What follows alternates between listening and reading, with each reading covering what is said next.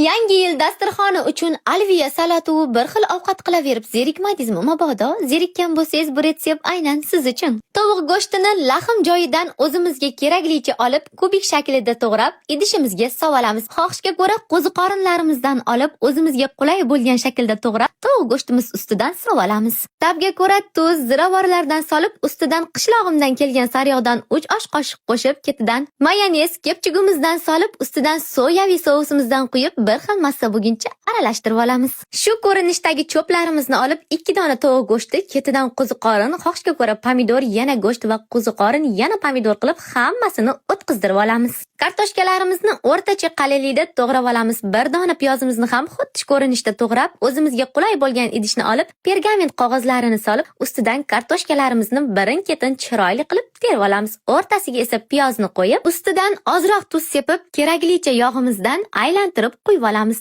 Go'shtlarimizni terib, pergament qog'oz bilan yaxshilab yopib, oldindan qizdirilgan 220 gradusli duxovkamizga 1-1,5 soatga jo'natib yuboramiz.